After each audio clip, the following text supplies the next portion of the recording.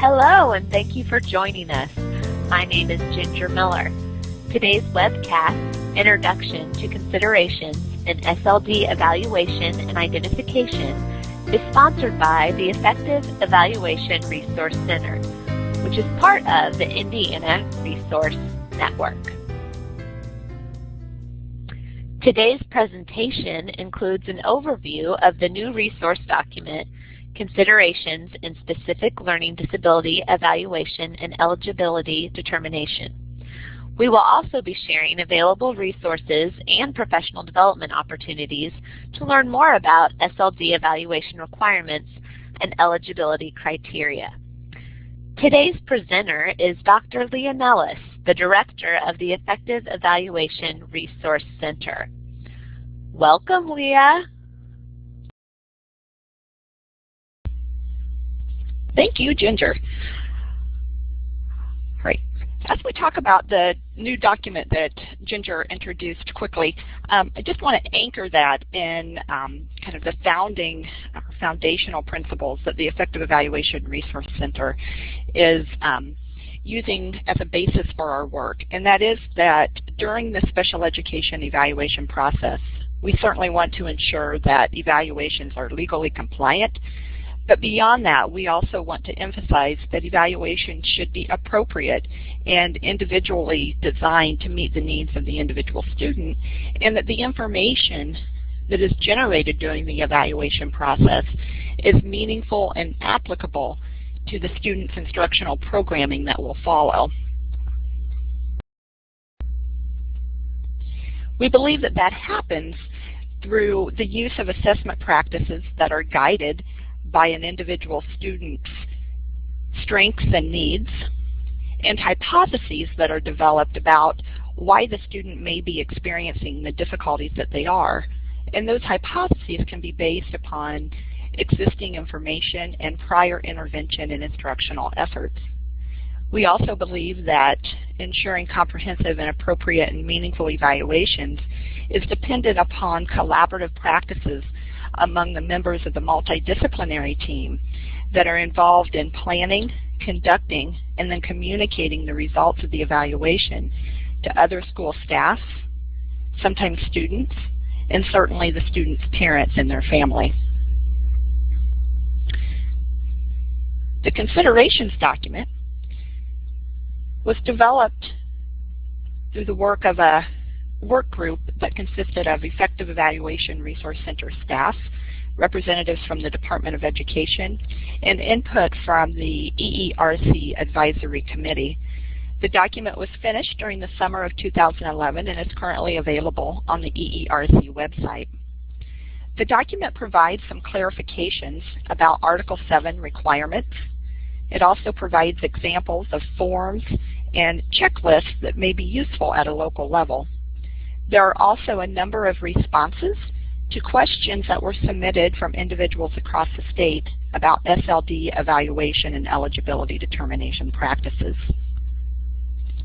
Those considerations and information in the document are designed to be used at the local level to help inform discussions and practices regarding SLD evaluation and eligibility.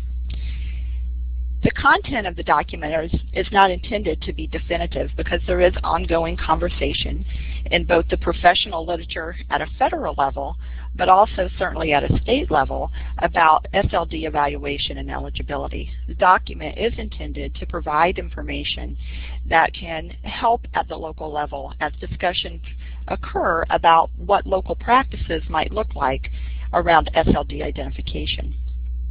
The document discusses the 5 elements of eligibility determination that are articulated in Article 7 in Section 7-41-12. 2 of the eligibility criteria are what are referred to as inclusionary, meaning that they point toward the existence of a specific learning disability.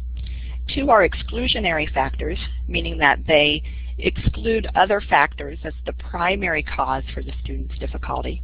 And then the 5th eligibility criteria is actually one that applies to all eligibility categories, and it is that of adverse effects on academic and/or functional performance. The document emphasizes that each of the eligibility criteria should have evidence of either the presence or absence of the indicators of that criteria, and that information comes from a variety of data sources that are collected during or prior to the evaluation process. This table shows the outline or the template that the EERC staff have used in developing some of the resources in the considerations document. It shows that for each eligibility criteria, at the local level, district or cooperative staff can articulate what are the indicators that provide evidence of that particular eligibility category.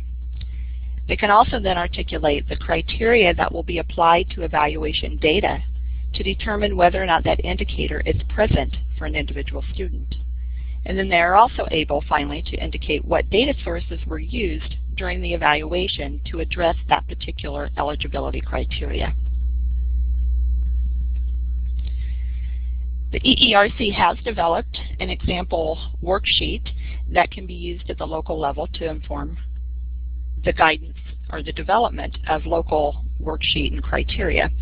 This example, while it's hard to see in this particular slide, is available on the EERC website and provides an example of evidence, criteria, and data sources for each of the 5 eligibility categories. There is also an example of a written certification that is a required component of the educational evaluation report for an SLD evaluation.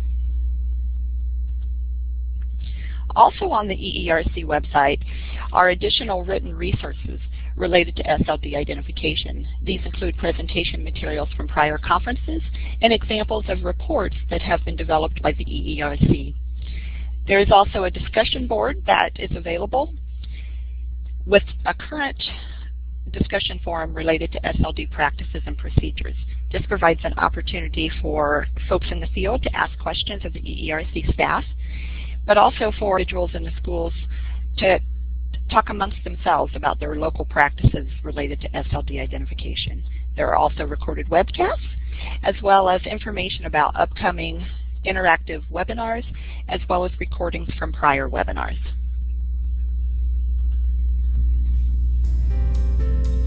Well, thank you so much, Leah, for talking to us about considerations in SLD evaluation and identification.